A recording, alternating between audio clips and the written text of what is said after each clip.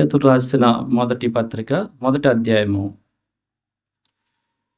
8, 9 వచనాలు మనం అందరం కలిపి చదువుకుందాం. పేజీ సంఖ్య 214, క్రొత్త నిబంధనలు.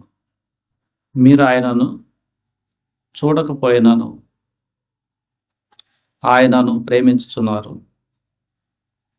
ఇప్పుడు ఆయనను కన్నులారా చూడకయే విశ్వసించుచు మీ విశ్వాసమునకు ఫలమును అనగా ఆత్మరక్షణను పొందుచు చెప్పనసఖ్యము మహిమానక్తమునైన సంతోషము గలవారై ఆనందించుచున్నారు. ప్రస్తుతానికి యేసుప్రభువాని కన్నులారా చూడకుండానే మనం నమ్మాం. యేసుప్రభువారితో పాటు ఉన్న అపోస్తలులు, శిష్యులైతే కొంతమంది ఆయన చూశారు. మనమైతే చూడకుండా ఆయన చేసిన కార్యాన్ని మనం నమ్మాం. ఆత్మరక్షణ పొందుకున్నాం. చెప్పనసఖ్యమును మహిమాయుక్తమునైన సంతోషం గలవారై ఆనందించుచున్నాం. రక్షించబడిన మనకి ప్రభు మన హృదయంలో మనం ఎక్స్ప్రెస్ చేయలేని ఒక సంతోషంతో నింపాడు. ఆ సంతోషం ఆత్మరక్షణ పొందిన ప్రతి బిడ్డ కూడా పొందుకుంటాడు. అంతకుముందు మన హృదయము, చెడిపోయిన హృదయము, సంతోషాన్ని ఈ లోక సంబంధమైన విషయాల్లో పొందాలని ప్రయత్నం చేస్తూ ఉంటుంది. మనము ఈ లోక సంబంధమైన విషయాల్లో ధన అర్జనలు, ధన సంపాదనలు, పేరు ప్రఖ్యాతులు, మనల్ని ఎవరన్నా పొగుడుతుంటే దాన్ని బట్టి మనల్ని ఆనందిస్తూ, అలాంటి మనకి పేతురు చెప్తున్నాడు, మీరు చూడకుండా యేసుప్రభు వారిని సిలువ కార్యాన్ని నమ్మారు. ఆయన మీ పాపాలు క్షమించి మీ హృదయాన్ని బాగు చేయటం వలన మీరు చెప్పనసఖ్యము మహిమాయుక్తమైన సంతోషముతో ఆనందించుచున్నారు అని రాయిస్తున్నాడు. మనకు రక్షించబడిన మనకి ప్రభు ఇచ్చిన ఆనందాన్ని బట్టి మనం స్తుతించాలి. ప్రభు ఇచ్చిన ఆనందం మొట్టమొదటిగా మన పాప రోత హృదయము కడగబట్టం వలన ఆ వచ్చిన సమాధానాన్ని బట్టి ఆయన కలుగు చేసిన తన పరిశుద్ధాత్మ ద్వారా ఆయన ఇచ్చిన ఆత్మఫలము, సంతోషము, ఆయన ప్రేమ మనల్ని తాకటం వలన మనం ఆ సంతోషాన్ని, ఆ జాయ్ఫుల్నెస్ని, దాని యొక్క గొప్పతనాన్ని ఎంత చెప్పినా కానీ అది అలా ఉండిపోతుంది. అది చెప్పనసఖ్యము కానిది మహిమాయుక్తమైన సంతోషం అని పేతురు చెబుతున్నాడు. బ్రదర్ బక్సింగ్ గారు ఈ మాట రాసుకొని ఆయన సాక్ష్యాన్ని ఈ వాక్యంతో పెట్టుకున్నాడు లింక్. జనరల్గా ఈ లోకంలో అయితే మన సంతోషము దేన్ని బట్టి ఉంటుందంటే మనుషులు క్రియేట్ చేసుకున్న ఆ వాల్యూస్ని బట్టి ఉంటుంది. మనుషులు ఏది పొగుడుతుంటే దాన్ని బట్టి ఉంటుంది. రక్షణ లేకపోతే, అంటే మనకి మంచి ధనం ఉంటే కొంతమంది సంతోషం, కొంతమందికి ఫారిన్ కంట్రీస్ విజిట్ చేసి వస్తే, కొంతమందికి అక్కడ చదువుకుంటే, ఈ లోక ప్రజలు దాన్ని చాలా ఘనంగా ఎంచుతారు కాబట్టి చాలా సంతోషం. ఆ తర్వాత కొంతమంది మంచి మార్కులు వచ్చినప్పుడు, టాప్ వచ్చినప్పుడు సంతోషిస్తారు. ఈ సంతోషం కొంతవాటికి మంచిదే, కానీ ఎప్పుడు నిలవదు. దాన్ని బట్టి సంతోషించదని కాదు, కానీ అది నిత్యము మన హృదయంలో ఉండే సంతోషం కాదు. ఎందుకంటే మళ్ళీ ఇంకో పరిస్థితి వస్తుంది. ఆ చదువు అంతా అయిపోద్ది, ఆ చదువంతా ఫారెన్‌లో చదివిన చదువు అయిపోద్ది, జాబ్ అయిపోద్ది, కొన్నిసార్లు పోతది. అప్పుడేమవుద్ది? వాటిని బట్టి సంతోషాన్ని కట్టుకున్న వ్యక్తి జీవితం వెంటనే నిరాశ పడిపోతాడు. ఎందుకంటే అంతకుముందు పొగిడే మనుషులు ఏంట్రా జాబ్ పోయిందంట నీది అంటారేమో భయం. ఎందుకంటే దాని మీద కట్టుకున్నాడు. సో మనకి ప్రభువు ఇచ్చిన సంతోషము అలాంటి సంతోషం కాదు. అఫ్‌కోర్స్ ఆ క్రియలు మన జీవితాల్లో చేసి అలాంటి సంతోషాన్ని కూడా ఇస్తాడు. బట్ రక్షించబడిన నీవు ఈరోజు ఆరాధన చేస్తున్నప్పుడు ప్రభు ఏమి సంతోషాన్ని ఇచ్చాడు? నువ్వు ఆయన్ని బట్టి సంతోషిస్తున్నావు. ప్రభువుని బట్టి. ఏంటా సంతోషం? ఆ ఎక్స్‌ప్రెషన్స్ ఏంటి? అది ఎంత ఎక్స్‌ప్లెయిన్ చేసినా ఇంకా ఉంటానే ఉంటుంది. యేసు ప్రభువారు రెండో రాకడలో మరలా వచ్చినప్పుడు అది పరిపూర్ణం అయిపోతుంది. కంప్లీట్. అప్పుడు దాకా ఏందంటే మనకి ఆయనిచ్చిన ఈ సంతోషము శ్రమల్లో తట్టుకుంది. శ్రమ వచ్చినప్పుడు తట్టుకొని ముందుకెళ్ళే సంతోషం ఇది. ఈ సంతోషాన్ని ప్రభువు నీకు ఇచ్చాడు అని నువ్వు గ్రహిస్తే నువ్వేం ఆరాధన చేస్తావంటే అది చెప్పే సంతోషం కాదు ప్రభు. ఎందుకంటే ఎవరు నన్ను పట్టించుకోబోయినా ఒంటరిగా ఉన్నా కొన్నిసార్లు నిన్ను బట్టి ప్రజలు నన్ను పట్టించుకొని నాపై గౌరవాన్ని చూపుతున్నా అప్పుడు కూడా సంతోషమే. ఎనీ టైంలో మీరు ఇచ్చిన సంతోషాన్ని బట్టి నేను స్తుతిస్తున్నాను. ఎలా జరిగిందంటే ప్రభు మనల్ని దర్శించటం బట్టి. లూకా సువార్త 19:6 ఇది జక్కయ్య ఎవరు అంతకుముందు? ట్యాక్స్ అంటే పన్ను, దాన్ని సుంకం అంటారు. అది అన్యాయముగా కూడా కట్టిస్తూ వచ్చే ధనాన్ని బట్టి జక్కయ్య ఒకప్పుడు సంతోషిస్తున్నాడు. యేసు ప్రభువారు ఆయన ప్రాంతం యెరికో మార్గం గుండా వెళ్తా ఉంటే చెట్టెక్కి పొట్టాడు. చూసినప్పుడు ప్రభువు ఆయన పట్టించుకొని జక్కయ్య దిగన్నప్పుడు సంతోషంగా చేర్చుకున్నాడంట. ఆ సంతోషం ఎలా ఎక్స్‌ప్రెస్ చేశాడంటే ఇంటికి జనాలను పిలిచి చేర్చుకొని ప్రభువుని చేర్చుకొని, ప్రభు నేను ఇప్పుడు ఎవరికన్నా అప్పుంది 4 వంతులు తిరిగి ఇచ్చేస్తున్నాను అంటున్నాడు. ఒకప్పుడు ఎలా ఉంది ఆయన సంతోషం? ఒకప్పుడు జక్కయ్య సంతోషం డబ్బులు ఏమన్నా మనం అనుకుంటాం, కొంతమంది అంటా ఉంటారు జీతం కంటే ఎక్స్ట్రా డబ్బులు వస్తాయి అబ్బాయి, దాంట్లో సంతోషం. ఎందుకంటే ట్యాక్స్ ఎక్కువ కట్టించుకోవటం, ఆ మిగతా దాన్ని గుంజుకుంటున్నాడేమో ఆయనకి. అలాంటి సంతోషం ఇప్పుడు దేంట్లో పారింది? చేర్చుకొని. జనరల్‌గా మనుషులను చేర్చుకోవాలంటే చాలా ఆలోచిస్తారు. ఎందుకంటే డబ్బులు అవుతాయి ఇంట్లో భోజనం పెట్టాలంటే. అంతేకాదు నేను ఎవరి ఎడలైనా అన్యాయంగా ఆ మాట చదవండి 8వ వచనం. జక్కయ్య నిలువబడి ఇదిగో ప్రభువా నా ఆస్తిలో సగము బీదలకు ఇచ్చుచున్నాను. నేనెవని యొద్దనైనను అన్యాయంగా దేనినైనా తీసుకునే ఎడల అతనికి 4 గంతలు మరలా చెల్లింతునని ప్రభువుతో చెప్పును. ఎలా వచ్చింది ఇది? అంతకుముందు అన్యాయంలో సంతోషించేవాడు. అన్యాయం చేసి డబ్బు సంపాదిస్తుంటే అరే నేను భలే నేను ధనవంతుడిని అయిపోతున్నానే. ఆయనకున్న స్టేటస్‌ని బట్టి ఆ స్టేటస్‌కి తక్కువ ఉన్న ప్రజలను భయపెట్టైనా ట్యాక్స్ కట్టించుకొని అలా ఉండే వ్యక్తి ఇటు ఎట్లా మారిపోయాడు? అది సంతోషం అంటే. ప్రభు ఆయన హృదయంలోకి వచ్చిన తర్వాత లోకంలో ఉన్న తాత్కాలికంగా పుట్టిన తర్వాత వచ్చినయి వీటిని బట్టి కాదు, నాకు శాశ్వతమైన రక్షణ ఇచ్చాడు. నశించిపోయిన నన్ను రక్షించాడు ఆయన చెప్తున్నాడు. యేసు ప్రభువారు చెప్తున్నారు, నువ్వు అబ్రహాము కుమారుడివే, ఎందుకంటే నీ ఇంటికి రక్షణ వచ్చింది.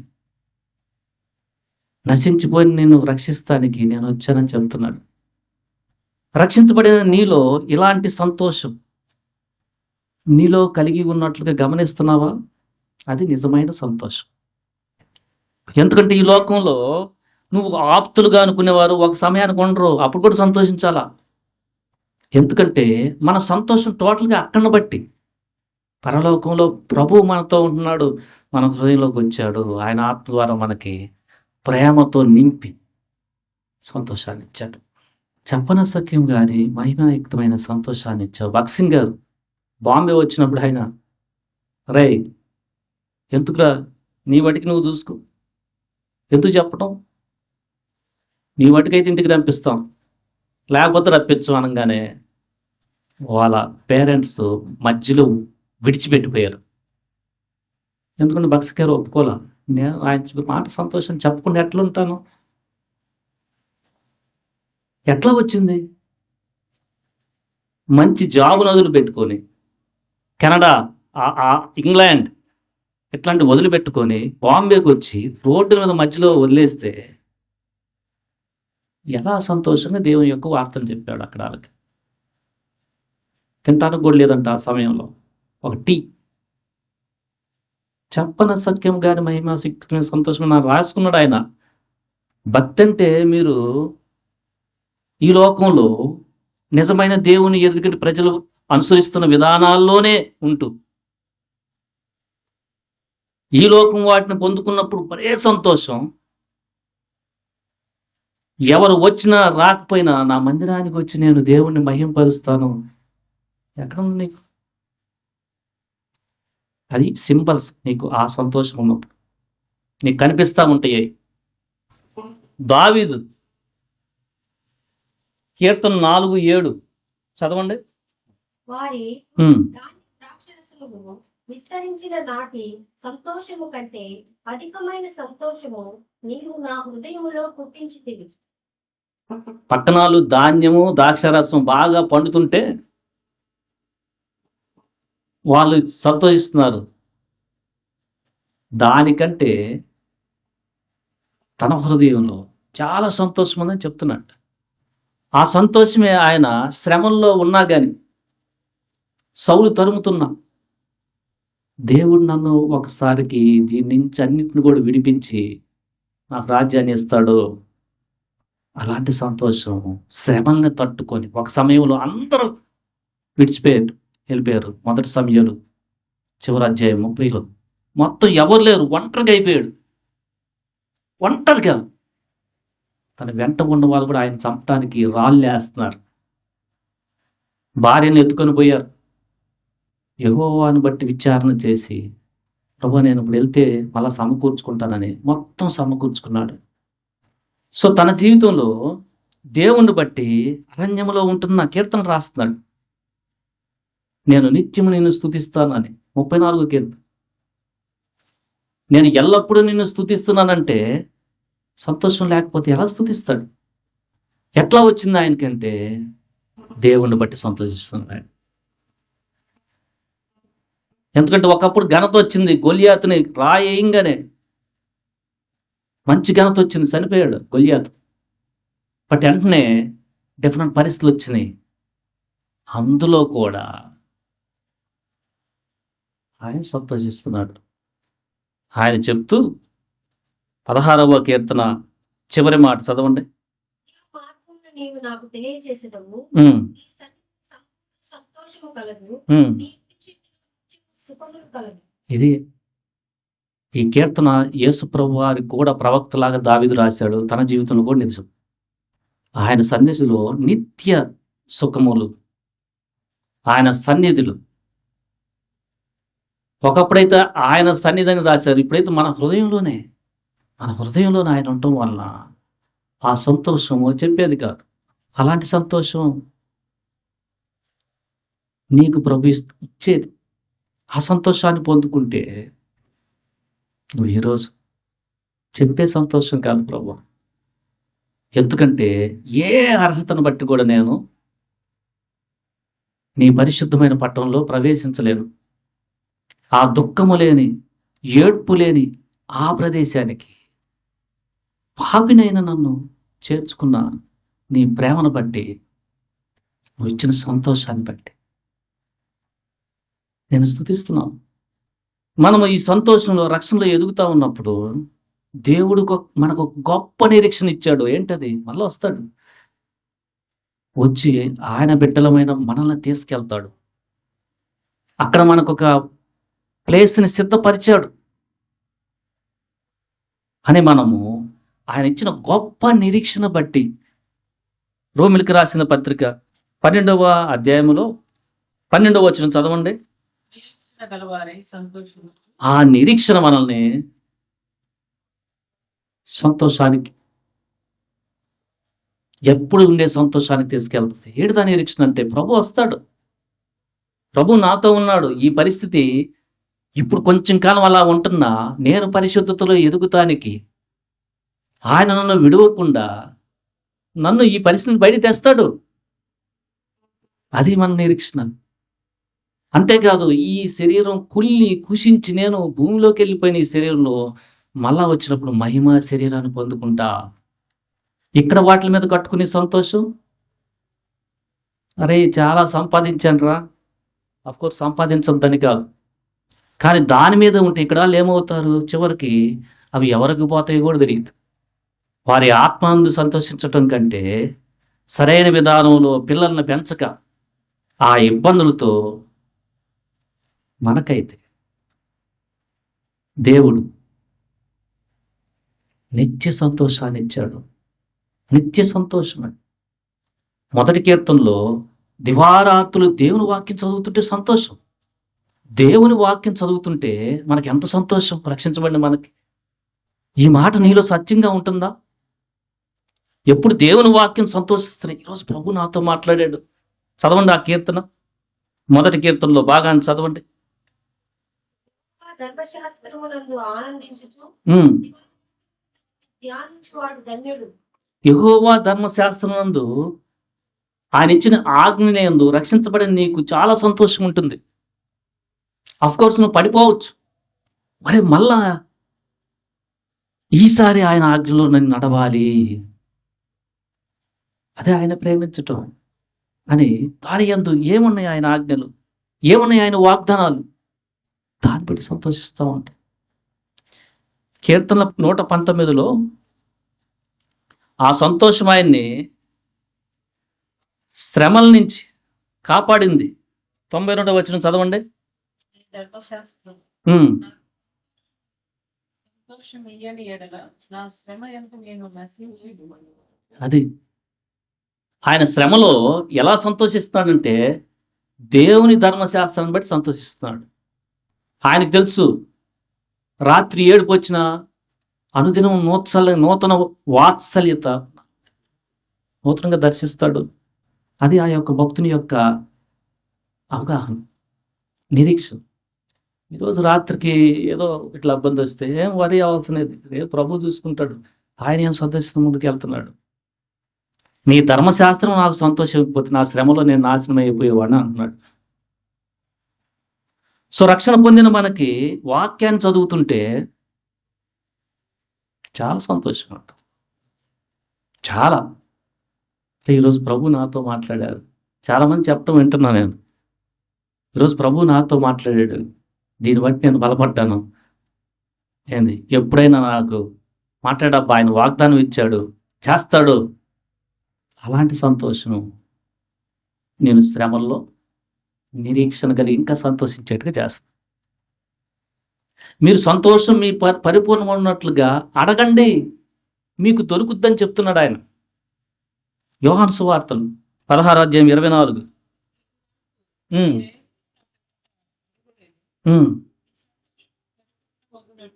అడుగుతే నీకు దొరుకును. అది మనం ప్రార్థన చేసినప్పుడు, అడిగినప్పుడు, దొరికినప్పుడు వచ్చే సంతోషం ఆయన్ని బట్టి సంతోషం. సో రక్షణ పొందిన తర్వాత ఆత్మరక్షణతో స్టార్ట్ అయిన మన సంతోషము శ్రమల్ని తట్టుకున్నదై వాక్యములో ఆనందిస్తూ దేవుని ప్రజలతో సంతోషిస్తూ, అరే సహవాసానికి వెళ్ళాలి, నాకు ఇక్కడ కాదు, దేవుని ప్రజలతో ఆనందిస్తూ ప్రభువు వచ్చినప్పుడు నాకు నిత్య సంతోషం. ప్రకటన గ్రంథంలో 21లో రాసినట్టుగా దుఃఖం లేదు, ఏడుపు లేదు, మరణం లేదు, రోగం లేదు. ఆ ప్రదేశానికి కొంతమందికి ఇక్కడైతే ఇల్లు కట్టుకుంటానికి కూడా ఉండదు డబ్బులు. జీవితాంతం ఇల్లు కట్టలేరు. వాళ్ళ పరిస్థితి ఇంకెంత ఆనందిస్తారో వాళ్ళు. అక్షయమైన పట్టణం, బంగారం, వీధులు, రత్నాలతో కట్టిన ఆ ప్లేస్‌లో అన్నిటికంటే ప్రభువు మనల్ని దగ్గరకి తీసుకొని రా నా పక్కన కూర్చో, నాతో భోజనం చెయ్యి అని ఆయనే వడ్డిస్తుంటే ఒకసారి ఊహించుకో ఎంత సంతోషం. అలాంటి సంతోషాన్ని ప్రభువు మనకిచ్చాడు. ఇది ఈ లోకంలో దొరకదు. ఆయన మన దుఃఖ వస్త్రాన్ని తీసేసి ఉల్లాసమైన వస్త్రంతో, ప్రశస్తమైన వస్త్రంతో, అంతకుముందు మురిక్కుట్లు, పాప మన నీతంతా మురికిగుడ్లే మనం వేసుకునేది. మన నీతితో ఆయన రాజ్యాన్ని ఎతికాం. ఇప్పుడు అట్లా కాదు. మనం రిపెంట్ అయినప్పుడు తప్పిపోయిన కుమారుని ఆయన బట్టలు చూస్తే ఎలా ఉన్నాయో తినటానికి కూడా లేదు.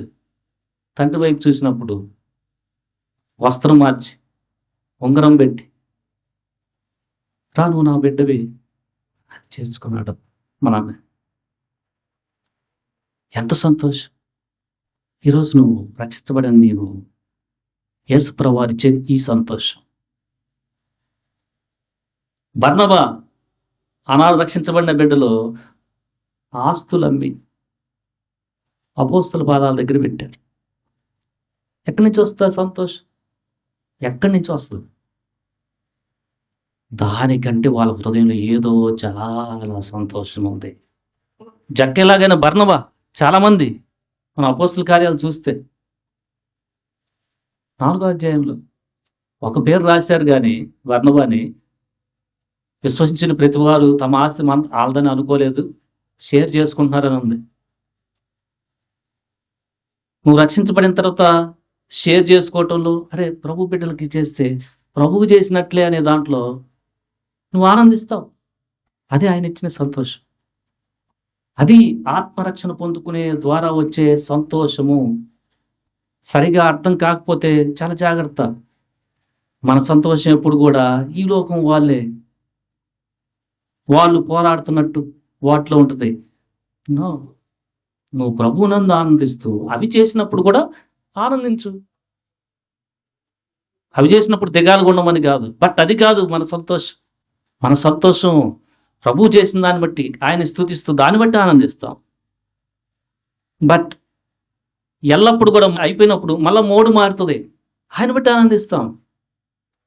చెప్పన సఖ్యం కానీ మహిమాయుక్తమైన సంతోషం ఇది. రక్షణ లేని నీవు చాలా జాగ్రత్త పడు. ప్రభు ఎప్పుడు వస్తారో తెలియదు. ఈ లోకంలో ఉన్న టెంప్టేషన్స్ దాన్ని తట్టుకునే శక్తి నీకు ఉండదు రక్షణ లేకపోతే. ఒకవేళ లేట్ అయితే జాగ్రత్త. వీటన్నిటిని తట్టుకొని మనం ప్రభువులో ఆనందించాలంటే, సంతోషించాలంటే ఆ చెప్పన సత్యం కానీ మహిమాయుక్తమైన సంతోషాన్ని మనం పొందుకోవాలి. నువ్వు రక్షణ పొందు. ఎలా పొందుకుంటావంటే నువ్వు పాపిని గ్రహించి యేసుక్రీస్తు నీ పాపాల నిమిత్తం ఆయన పరిశుద్ధమైన రక్తాన్ని శిలువలో కార్చాడని, ఆయన మరణించి సమాధి చేయబడి 3వ దినాన్ని తిరిగి లేచాడని, ఆయన పునరుద్ధానంలో మనకు చాలా సంతోషం. ఎందుకంటే మనం కూడా పునరుద్ధానం అవుతాం. ఆయన పునరుద్ధానంలో మనకు చాలా సంతోషం ఉంది. ఎందుకంటే ఈ లోకంతో అయిపోలే జీవితం, ఈ లోకం కంటే నెక్స్ట్ ఉంది అని చెప్పాడు ఆయన.